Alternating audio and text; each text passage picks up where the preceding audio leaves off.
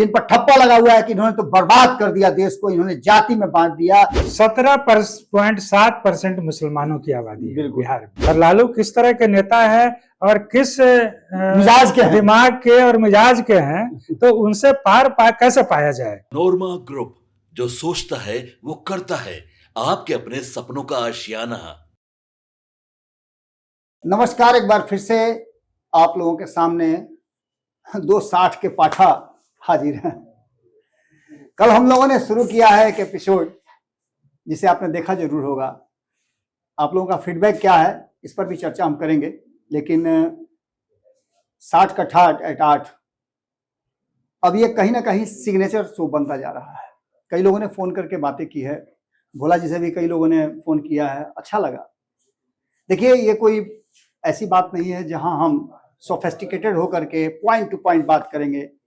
ये हमारे वो उद्गार हैं जो हमने अपने जीवन में अनुभव किए हैं, देखे हैं, और जो आने वाले समय की हमारे प्रेडिक्शन है। हम अंदाजा लगा रहे हैं बॉडी लैंग्वेज को देख करके, बिहार की राजनीति को देख करके। विभिन्न पॉलिटिशियन से हमारी मुलाकात होती रहती है, जिसके आधार पर हम ये बताने की कोशिश करते हैं उन नए पीढ़ी के लोगों को, खास करके जो पत्रकारिता कर रहे हैं, पत्रकारिता सीख रहे हैं, उन लोगों के लिए हम लोग कोशिश कर रहे हैं कि एक शिक्षक की भूमिका में, चूंकि शिक्षक दिवस के दिन इसको हम लोगों ने प्रारंभ किया था, तो इसीलिए ये हमारी एक कोशिश है कि जो नए बच्चे आए हैं, पत्रकारिता करना चाहते हैं, जिनका पैशन है, वो चीजों को समझें और पत्रकारिता को सिर्फ एक व्यवसाय का साधन नहीं, माध्यम नहीं, बल्कि उसे जो फोर्थ पिलर है उसे समझने की कोशिश करें।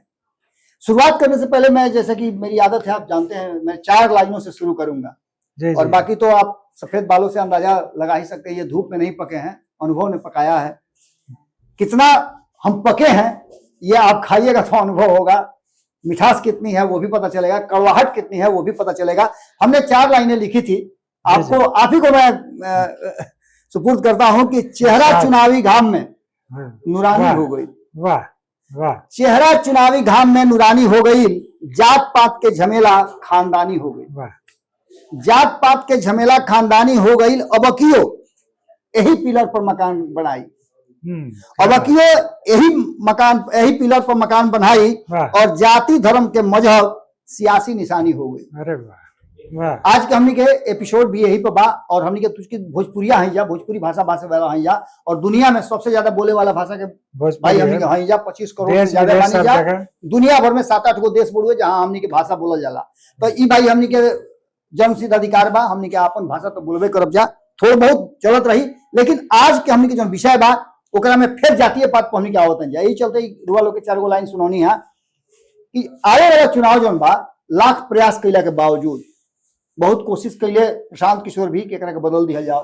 भारतीय जनता पार्टी बहुत प्रयास कैलस। नरेंद्र मोदी 11 साल एक खातिर लड़ाई लड़त रहे कि जात पात ना होके के चाहिए। भाई, गरीबी अमीरी दुइये गो जात बा, हमनी के जात ना होके के चाहिए। लेकिन ऐसा बात ये देश के लोग के स्वीकार नहीं है। ये देश के आम जनता जाति पाति पा के फिर टिक गई बा, और अबकियों के चुनाव जातीय पाति पर हुई। तो इसलिए आज हमारा जो एपिसोड है वो अलग अलग जातीय वर्ग, जिसको नीतीश कुमार जी ने 2023 में जातीय गणना करा करके आंकड़े सार्वजनिक कर दिए थे। आज उन्हीं आंकड़ों को लेकर के वो किधर स्विच कर रहे हैं, शिफ्ट कर रहे हैं, उसके परिणाम क्या होंगे, हम उसी पर बात करेंगे।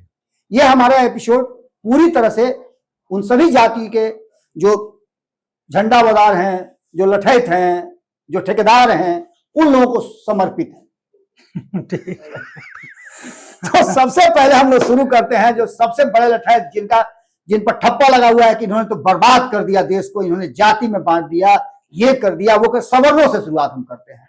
सबसे ज्यादा दोषी इस देश को बर्बाद करने में सवर्ण है। कारण कि उनका शासन सबसे अधिक समय तक रहा है। अब उनको हिलने नहीं देंगे, ठेकने नहीं देंगे। मनुवादी है, फलानवा है, ठिकानवा है, तो ठाकुर के कुआं है, सब कुछ हुआ। इससे शुरुआत करते हैं, और ये आप बताइए कि आखिर सवर्ण इस बार के चुनाव में उनकी भूमिका क्या रहेगी।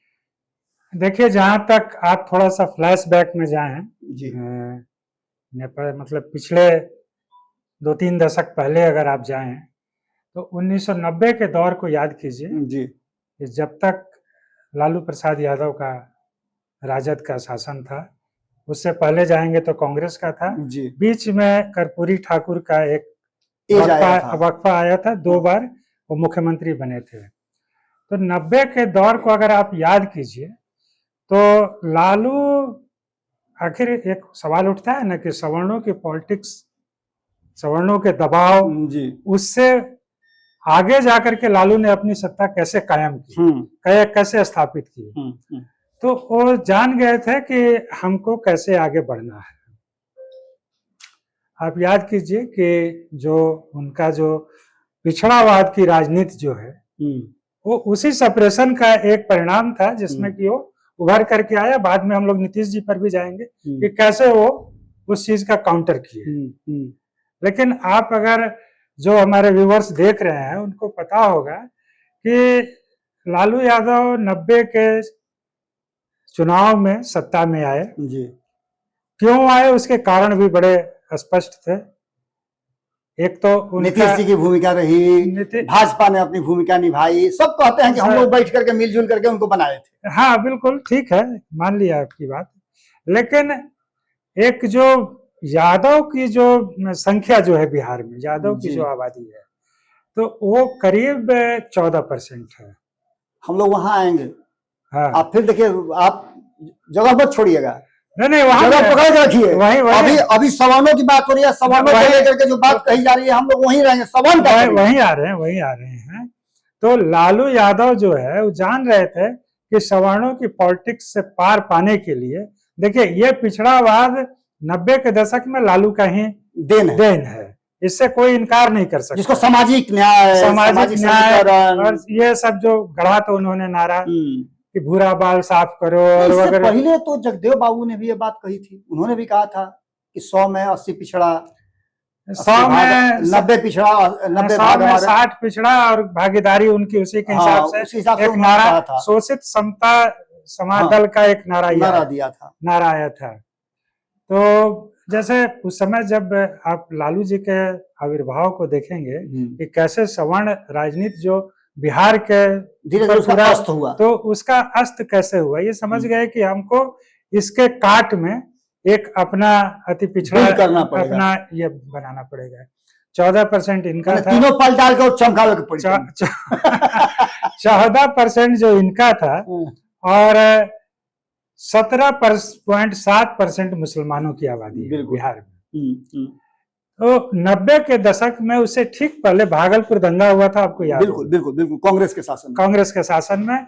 और कांग्रेस के शासन में होने की वजह से मुसलमानों की बड़ी भारी नाराजगी थी कांग्रेस के साथ थी, जो कांग्रेस के कोर वोटर हुआ करते थे। इस चीज को लालू ने, इस नब्ज को पकड़ा और उनको लेकर के थर्मामीटर लगाने के मास्टर हैं। हाँ, ये तो इसमें कोई शक नहीं है कि आज की तारीख में उनके आज भी एक नारा कोई बोल देते हैं तो प्रचलित हो जाता है। तो वो जान गए कि भाई मुस्लिम लागल झुलनिया में धक्का, बलम कलकत्ता पहुंच गए। तो ये जो है समझ गए कि ये जो दोनों मिल करके 17.7 और 14 करीब 32% हो रहा है। बिहार के जो आप विधानसभा क्षेत्रों की जो स्थिति देखेंगे तो लगभग 120-25 सीट ऐसे हैं जिनमें कहीं तो मुस्लिम प्रमुखता से हैं, जो असरदार भूमिका निभाते हैं, और भूमिका रहती है, कहीं दोनों मिल करके ये भूमिका निभाते हैं। तो इसकी बदौलत बाद में जब उन पर चारा घोटाला के केस हुआ, जेल गए, राबड़ी जी आई, तो एक समय ये था 2005 से पहले लगता था कि ये लालू का सूर्य कभी अस्त नहीं। ठीक है, तो अब जो लालू प्रसाद कहते थे कि अब कहा, अब 20 साल खूंटा गाड़ कर रहेंगे, हिलेंगे नहीं है। हाँ बिल्कुल, कोई हिला नहीं सकता। लेकिन उन्हीं के बगल में बैठे हुए थे नीतीश कुमार, याद होगा आपको भी, साथ में थे, वही बताओ के बगल में बैठे हुए थे और कॉफी टेबल पर हाथ पटक के बोले थे कि एक दिन मुख्यमंत्री इस राज्य का मैं बनूंगा मैं। ये तब की बात है जब उनके मुख्यमंत्री बनने का कोई सुगबुगाहट नहीं थी। सवर्णों का जो ये इतिहास रहा है, कांग्रेस के रीजन में सवर्ण, और जैसा कि आपने बताया भी कि भागलपुर दंगा अगर नहीं हुआ रहता तो सवर्ण जो हैं और मुस्लिमों का ये गठजोड़ था, खास करके सवर्णों में ब्राह्मण, राजपूत, भूमिहार, कायस्थ, ये जो थे एक साथ जुड़ करके, और मुसलमानों के साथ निचले कास्ट कुछ नीचे के पचपमनिया जो थे वो भी उसमें जुड़े हुए थे, और इन सभी लोगों को मिला करके कहीं ना कहीं कांग्रेस की सरकार बनती आई और सवर्ण उसके माने एक तरह समझिए तो धरोहर हुआ करते थे, कई अपने घर में बसा लिए, अपने खेत में खेती करवा लेते थे, बसने का घर दे दिए, जगह दे दिए, तो इसका एक इम्पैक्ट होता था जिसको लेकर के ये सब चल रहा था। लेकिन आपने ठीक कहा, 90 में जब लालू आया तो सवर्णों का यहाँ पर इतिश्री हुआ। 2025 में क्या होगा, सवर्ण किसके साथ जाएंगे?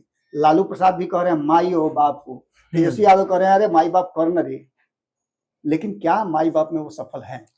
थोड़ा सा हम लोगों को ये देखना होगा 25 के चुनाव पर आने के पहले कि 2005 में जब लोग सोचते थे कि लालू का राज तो कभी खत्म ही नहीं होगा, और आप उस समय के अखबारों की सुर्खियां देखिए कि इतनी हत्याएं, जंगल राज, पता रहता था, कोर्ट की टिप्पणी आती थी, कोर्ट ने कहा था कि अखबार जो है खून में सने हुए अखबार है, तो लोगों को ये लगता था बाबा कि उस समय कि भाई ये तो खत्म ही नहीं होगा। एक किसी शायर ने लिखा भी था कि मैं रोटी इस अखबार में कैसे खाऊं, ये तो खून से लगा। अरे वाह, क्या सही बात है, सही बात है।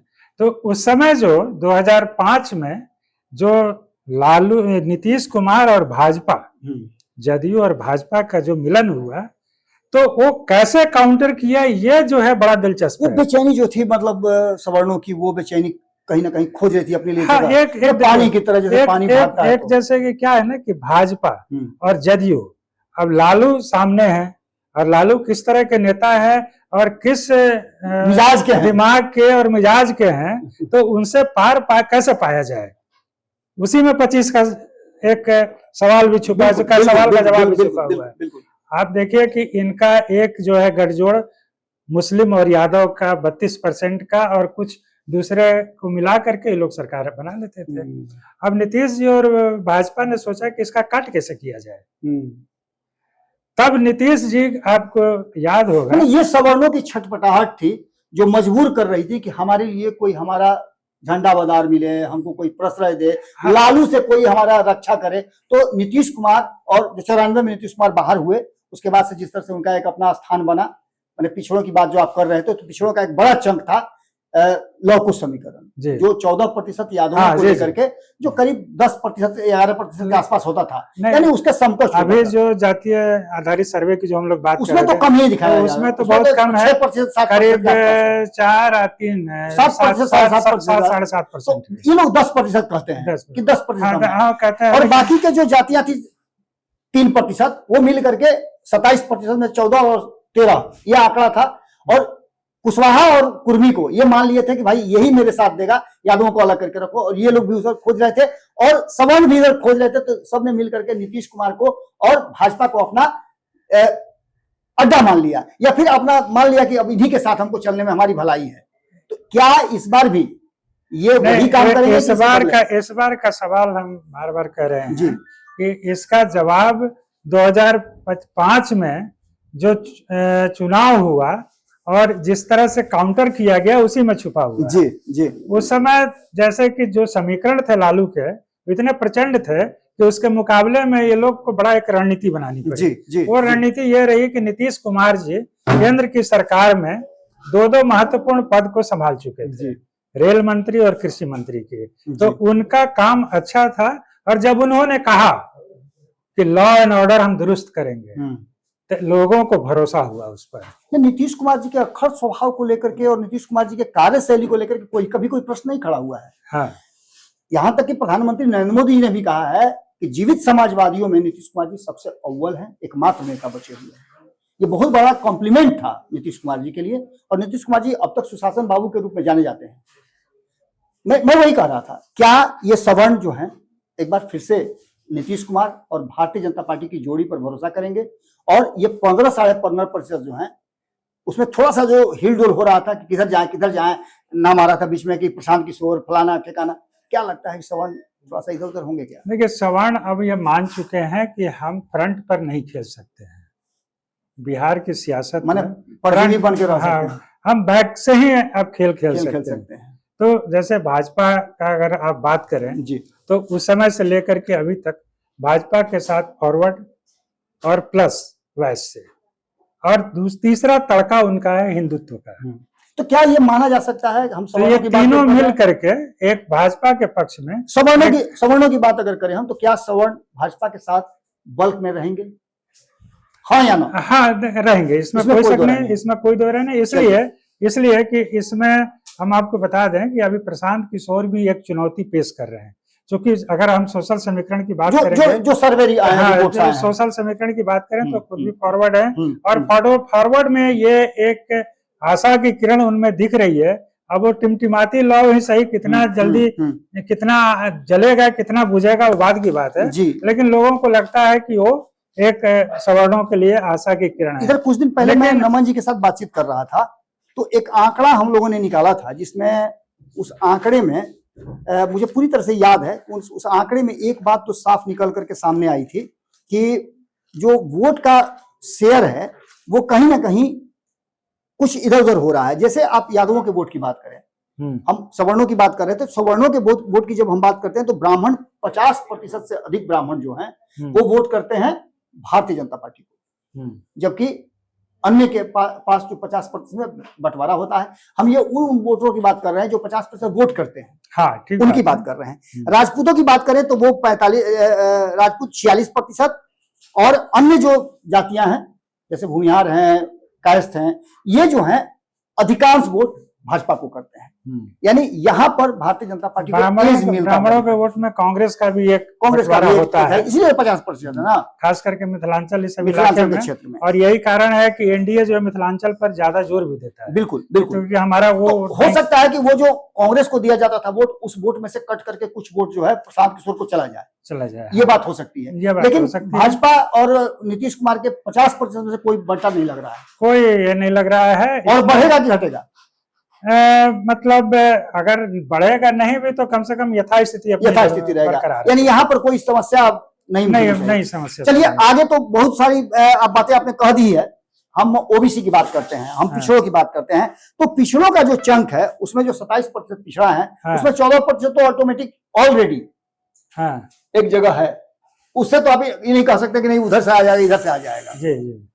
तो भाजपा को इससे तो मैंने एक तरह समझे मुंह मोड़ लेना चाहिए, सोच लेना चाहिए कि इस रास्ते जाना ही नहीं है, पतली गली है, संकरी गली है। लेकिन भाजपा कभी भी मतलब अपना प्रयास नहीं छोड़ी है, मैंने हैंड्सअप नहीं करती है। चाहे आप अगर यादव समाज को अपने साथ जोड़ने की बात हो तो लंबे समय तक भूपेंद्र यादव प्रभारी रहे भाजपा के। 2 दिन पहले ही आप देखिए कि नवल किशोर यादव ने जुटान किया था, महाजुटान किया था, नित्यानंद राय को केंद्रीय मंत्री बनाना। बिल्कुल, तो ये सारी चीजें ये है कि भाजपा अभी पूरी तरह से ये विमुख नहीं हुई है। अभी आप देखिए नंदकिशोर यादव को, और ये सबसे पूरा सदने सौंप दिया गया। ये माना भी जाता है कि जो भी यादव में थोड़ा सा एक इंटेलेक्चुअल क्लास के हैं या जिनको राज्य के विकास से और तमाम चीजों से मतलब है, तो वो थोड़ा अलग हट करके सोचते भी। मतलब यहाँ भी हम 50-50 का मान सकते हैं कि जो ओबीसी का वोट है वो 50% इधर 50% उधर। देखिए अगर ओबीसी में केवल यादवों को लीजिए, नहीं यादवों की बात मैं नहीं कर रहा हूँ, यादवों की बात तो हो गई, यादवों की बात तो क्लियर है कि उसमें जितना काट लीजिएगा आपका फायदा है, बस। लेकिन बाकी की जातियों का वोट इधर उधर छटकने का कम चांस। देखिए 2024 की तरह नहीं होगा। पिछड़े में भी बनिया भी हैं जी, जो कि मतलब बहुत समाज तो पूरी तरह से उधर करता है। कुशवाहा समाज भी उधर है, कुशवाहा समाज है, नीतीश कुमार से हटेगा नहीं। नीतीश कुमार से उसके बाद आप चंद्रवंशी समाज को ले लीजिए, उसको भी अभी भी जो दिया है भाजपा ने, बिल्कुल इतना सम्मान दिया है। भीम सिंह को अभी भेजा गया राज्यसभा, और उनको एक कमान भी दिया गया, लीड भी दिया। कुशवाहा नेताओं को एक एक करके शामिल किया जा रहा है, नागमणि वगैरह सब लोग आए हैं निश्चित रूप से। हरी सहनी, फिर अगर अति पिछड़ा में जाएं तो हरी सहनी ये लोग अभी आए हैं। तो हम अति पिछड़ा की तरफ स्विच करते हैं। देखिए सबसे बड़ा चंक यही है, यहाँ तो क्लियर हो गया कि 50%, और ये जो 27% वाले जो चंक है ओबीसी का, इसमें से लगभग 50-50%। अगर यादवों का वोट थोड़ा सा भी काट लेती है भाजपा या नीतीश कुमार, तो ये 50-50 पर आकर उसके लिए बोनस हो जाएगा। तो यहाँ मैंने 50-50% दोनों में से आ रहा है, यहाँ लीड लेती हुई भाजपा दिखाई दे रही है। अब हम आते हैं सबसे बड़ा चंक जिसकी मारामारी चल रही है। आप किसी भी नेता से कान में जाकर पूछिएगा ना, तो यही कहेगा कि अरे अति पिछड़ा मेन खेल करेगा इस बार। आप तो लेकिन बात है कि अति पिछड़ा में नीतीश कुमार की पैठ बहुत पहले से है, बिल्कुल। और पचपनिया ये सब जो हैं, ये लोग भी जो हैं, जो निचले क्लास के जो लोग हैं, वो भी नीतीश कुमार को बहुत मानते हैं, क्योंकि वो एक समय कहीं ऐसा तो नहीं कि ये पिछड़ा अति पिछड़ा जो हुआ, इसमें यादवों के डर से जो परिस्थितियां बनी हैं, उसमें इसको अलग अलग जो किया गया, तो सबकी चिंता है कि अति पिछड़ा का वोट हमारी तरफ कैसे आएगा। इसमें 2-3 प्लेयर जो हैं विद्रोही प्लेयर हो गए हैं। जैसे आप आईपी गुप्ता की बात कर सकते हैं, हाँ। आप मुकेश सहनी की बात कर सकते हैं। इन सभी लोगों को अति पिछड़ा समाज, आपने कुछ लोगों का नाम लिया भी था, अभी आपने लिया था कि हरीश सहनी है, इसके बाद मुकेश सहनी अभी शामिल हुए हैं, मुकेश निषाद शामिल हुए हैं। इसके बाद आपने बताया कि राजभूषण को मंत्री बना करके उस समाज को दिया गया। ये एक बड़े बड़े चंक है इसमें, जिसमें कहता है लोग कि हमारा वोट इतना है, हमारा वोट इतना है। यहाँ एक तरफ सहनी समाज कहता है कि हम 10% और एनडीए का एक चेहरा बन करके आए हैं, 10% के आसपास हम हैं। तो ये मान लीजिए कि इसमें मान लेते मुकेश सहनी और दोनों के बीच में है, तो इसमें भी मान लेते 50-50% दोनों को होगा। तो भाजपा को यहाँ भी 50% का एज मिल रहा है। बिल्कुल। हरीश सहनी, राजभूषण और बाकी के नागमणि वगैरह हैं, चूंकि जगदेव बाबू के बेटा है, उन्हीं के नाम पर ये पूरी कुशवाहा राजनीति चलती है। तो ये फायदा कहीं ना कहीं भाजपा को मिलता हुआ है। उनकी पत्नी को भी उन्होंने शामिल कराया, सुचित्रा देवी भी आई है। ये भी लग रहा है कि यहाँ अति पिछड़ा में भी एक बड़ा सेंधमारी जो चाहिए या बड़ा चंक जो है अपने तरफ शिफ्ट कराने में भाजपा और एनडीए कहीं ना कहीं सफल हुई है। नीतीश कुमार भी हाथ पैर मार रहे हैं, कई लोगों को अपने पार्टी में ज्वाइन कराया। यहां तक तो हम आ गए। अब हम एक जो सबसे बड़ी बात है कि इसमें 2 प्लेयर ऐसे हैं, उनका क्या होगा। मुस्लिम, ये तो 50-50 पर हम आगे अटक गए हैं। 50% सवर्ण, 50% ओबीसी, 50% ईबीसी। अभी तो मैच ड्रॉ है, यानी पूछ किसका किसका बढ़ेगा, 2 बढ़ जाते हैं। मुस्लिम, जिसकी चर्चा अभी आप कर रहे थे कि भाई ये तो इधर नहीं होने वाले हैं, तो इनके समकक्ष में बैलेंस कौन करेगा। क्या दलित बैलेंस करेंगे एनडीए की तरफ? बिल्कुल बिल्कुल। कैसे होगा? पिछला लोकसभा चुनाव पर अगर आप गौर करें तो चिराग पासवान, जिनको कि आज भी पासवान समाज के लोग रामविलास पासवान जो उनके पिता थे उनकी जगह पर अपना नेता मानता है। और इसमें किसी को कोई भी शक नहीं है कि 100% पासवान का वोट ट्रांसफर कराने में चिराग पासवान सफल रहे थे। तो ये जो दलित वाला स्ट्राइक रेट भी 100% था, स्ट्राइक रेट भी 14 में भी 19 में भी लगभग रहा है। बिल्कुल। तो ये जो कहते हैं लोग कि पासवान वोट एनडीए के साथ अगर चिराग पासवान है तो जुड़ा हुआ है। 20 में देखिए स्थिति अलग थी। बोनस में मांझी भी है, बोनस में मांझी भी हैं, जो कि महादलित समाज से अपने समाज के लोगों के एक नेता के रूप में स्थापित हो चुके हैं। और ये उस इलाके से बिलोंग करते हैं, गया से, जहाँ की एनडीए के लिए एक कमजोर मोहल्ला, मतलब ये बोनस हो गए। तो अगर ये हैं, फिर वहां पर जो माझी ये सब समाज के लोग जुटते हैं, तो भाजपा के लिए एक प्लस पॉइंट होगा। ये बोनस भाजपा के तरफ गया। लेकिन यहाँ मुसलमानों वाली जो बात है, क्या जो वक्फ बिल आया और भी कई कारणों से मुसलमान नाराज हैं एनडीए सरकार से, केंद्र की और राज्य दोनों सरकार से। नीतीश कुमार को आपने देखा होगा कि उन्होंने उनके इफ्तार पार्टी को भी फतवा जारी कर दिया कि नहीं कोई जाएगा। ये सारी बातें हुई। क्या लगता है कि वक्फ बोर्ड बिल का थोड़ा सा ही अगर उनको चाहिए, क्योंकि अब तो पसंगा बच रहा है, पलड़ा बराबर हो गया है। चिराग पासवान ने पलड़ा बराबर कर दिया है, अब पसंगा चाहिए, जिधर पसंगा चलेगा उधर भाग झुकेगा, उसी की सरकार बनेगी। तो क्या मुस्लिम समाज में वक्फ बोर्ड बिल का एक तरफ खुल के विरोध हो रहा है? क्या पासमंदा और अन्य जो लोग हैं जिनको लगता है कि इस वक्फ बोर्ड बिल आने के बाद हमारा अधिकार बढ़ेगा, हमारी उसमें सहभागिता बढ़ेगी, वो इधर स्विच कर सकते हैं? देखिए, मतलब अगर आप हिंदू समाज के बारे में अगर ये बात आती है कि ये जातियों में बटा हुआ है, तो उस समय यह आता है कि मुस्लिम ईसाई सब एक हैं। ऐसा नहीं है। बिल्कुल बिल्कुल, अब बहुत मार्केबल बात है ये। तो ये इसलिए नहीं है कि अगर वहां भी छुआछूत है, वहां भी जो पसमानदा समाज है जिसको कि शेख रहमान ये सब लोग जो हैं, सैयद ये सब लोग जो हैं, वो सोचते हैं कि हम सवर्ण हैं, फॉरवर्ड बैकवर्ड वहां भी है। देखिए, तो ये लोग अपने आप को फॉरवर्ड मानते हैं और उनसे थोड़ा सा दोयम दर्जे का व्यवहार करते हैं। उनमें कहीं ना कहीं इस बात को लेकर नाराजगी रहती है कि हम कम क्यों।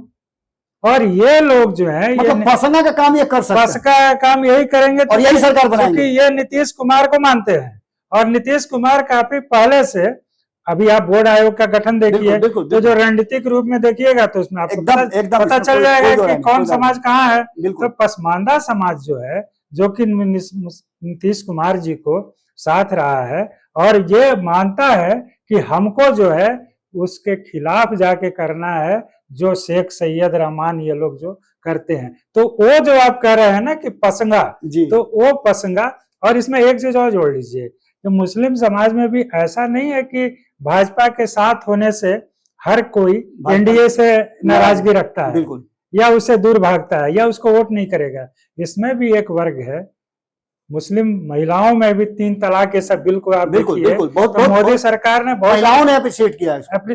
यूपी चुनाव में यह बात आई, बिल्कुल यूपी के चुनाव में, कि जो प्रधानमंत्री नरेंद्र मोदी का जो अन्य योजना है उसका लाभ वो लेती है और बड़ी खुश रहती है जी। तो अच्छा एक चीज और, आप हम लोग जो पसंगा वाली जो बात कर रहे हैं उसमें एक बात और भी है, नीतीश जी ने जो महिलाओं के लिए जो काम आया, ये तो हिडन है, तो ये तो बोनस है, वो कहाँ जाएगा? ये तो बोनस है, वो वोट कहाँ जाएगा? ये तो बड़ा पसगा है। मेरी बात नमन जी से इसी विषय पर हो रही थी 2024 के चुनाव में जी। मैंने कहा, उन्होंने हमसे पूछा कि बाबा आपका ओपिनियन क्या है, जब हम लोग फाइनल डिबेट कर रहे थे और बता रहे थे कि कहाँ क्या स्थिति हो सकती है और किस कारण से। हमने बताया था कि एनडीए की सरकार ही बनेगी और बिहार में मैंने 30 सीटों का बताया था, मैंने 30 से 32 28 से 32 सीटों का दिया था कि इसी के बीच में भाजपा और एनडीए की सरकार, एनडीए जीत करके आएगी 40 में से। मैंने वो हिडन वोटर की बात की थी कि महिलाएं जिस तरह से ये सब कुछ करती हैं, ये सारी चीजें तो हम लोगों ने बता दी। महिलाओं के बारे में भी हम लोगों ने बता दिया। क्या जो वोट चोरी की बात चल रही है या फिर ईवीएम हैक होने की बात चल रही है, ये तो मिथ्या लग रहा है कहीं ना कहीं। ये तो बिल्कुल मिथ्या है। जब आप जीतते हैं, आपका मतलब विपक्ष से है मेरा, जब आप जीतते हैं तो सब ठीक है, और जब आप हारते हैं तो सब चोरी है, वोट चोरी है और ये है वो है। तो ये दोनों बात कैसे चलेगा? ईवीएम वही है, आप जीतते हैं तो ईवीएम सही हो जाता है और आप हारते हैं तो ईवीएम गलत हो जाता है। तो ये तो मतलब दोनों बात तो एक साथ नहीं चलेगी। बिल्कुल। चलिए, बहुत बहुत धन्यवाद। तो ये 60 का ठाठ था। देखिए, हम लोगों ने अपने अनुभव के आधार पर कोशिश किया वो बारीक बात बताने का कि आखिरकार 2025 के चुनाव में परिस्थितियां कैसे अपनी जगह पर आ रही हैं, क्या होगा, ये तो फैसला आप जनता जनार्दन को करना है। 60 के ठाठ में हमारे और इनके जैसे लोग साठा हैं, वो कम से कम इतना तो समझे। थंबनेल देखे हैं, अरे हम लोग 60 में बच्चा हो गए हैं, तो आप भी बच्चा हो जाइए और बच्चे की तरह सोचिए ना, एंजॉय कीजिए लाइफ को और वोट जिसको देना दीजिए ना। लेकिन ये कमेंट बॉक्स में लिखिएगा जरूर। आप जुड़ना भी चाहते हैं हमसे तो व्हाट्सएप कीजिएगा, हम आपको ऑनलाइन जोड़ेंगे भी अपने इस कार्यक्रम के माध्यम से और जानना चाहेंगे कि आपके विचार क्या हैं। यही तो हमारा मकसद है। आइए ना, हम लोग रिटायर्ड लोग हैं, साथ में बैठते हैं, बिहार की राजनीति पर खूब चर्चा करते हैं, खूब बतियाते हैं और एक से एक पुरनका बात निकाल करके आज की पीढ़ी को हम लोग लिटरेट करते हैं। बहुत बहुत धन्यवाद। प्रणाम, नमस्कार। आपके सपनों को हमने सजाया है, ई होम्स पैनोरामा को हमने बनाया है। ई होम्स मेरा एक सपना था जिसपे मैं पिछले 4 साल से काम कर रहा था। हमने जो बनाया है वो सबने है माना। ई होम्स पैनोरामा में हो आपका भी आशियाना। और फाइनली हमने 2021 में इस प्रोजेक्ट को लॉन्च किया। बहुत लोग अप्रिशिएट कर रहे हैं कि पूर्णिया जैसे शहर में, बिहार के, एक तो बिहार की बात करें उसमें भी पूर्णिया जैसे छोटे जगह में इस तरह का लाइफस्टाइल देना, ये सुन के हम लोगों को बहुत अच्छा लगता है। ई होम्स में हमने कुछ और भी किया है, जैसे हम जिस जगह में रह रहे हैं हमारे फैमिली सिक्योर हो, उनको सिक्योरिटी का ध्यान में रखा है। आपकी सुविधा और सुरक्षा आपके लिए खास है, ये आपका विश्वास है। इसमें आर्टिफिशियल इंटेलिजेंस का 7 लेयर सिक्योरिटी का हमने इस्तेमाल किया है। लश ग्रीन कैंपस को बनाया है। यदि हमारा बाउंड्री वाल है तो वो वर्टिकल गार्डन है। ये जितनी भी फैसिलिटी होता है एक इंटरनेशनल टाउनशिप में, ई होम्स है, ये हम लोग विश्वास नहीं कर पा रहे हैं। जो भी हमारे मित्र दोस्त या जो भी हमारे बाहर के बाहर आते हैं तो हम लोगों को बहुत अच्छा सुनने को मिलता है और बहुत अच्छा क्रेडिट मिल रहा है। वो सारा हमने सिर्फ एक बिल्डिंग नहीं बनाया, हमें एक बहुत अच्छा लाइफस्टाइल दिया ई होम्स में, और मेरा एक सपना था जिसको मैं आज फुलफिल होते हुए देख रहा हूँ। ये आपका आवास है। ई होम्स पैनोरामा में अब आपका निवास है। E homes Panorama, luxurious lifestyle redefined. Panorama group, जो सोचता है वो करता है। अगर ये वीडियो पसंद आई और वह बिहार के राजनीति और बिहारियत से सरोकार रखेनी तो सब्सक्राइब बटन दबा के चैनल के सब्सक्राइब कर ली। ओजे एगो घंटी बा, ओकरा बटन दबा देला से कुल सटीक और मारक खबर रुआ मुफ्त में मिल जाई। अगर रुआ पत्रकारिता के हमनी के नया प्रयोग में सहयोग कर चाहतानी तो ज्वाइन बटन दबा दी। पेटीएम नंबर नोट कर ली 9386 816 700।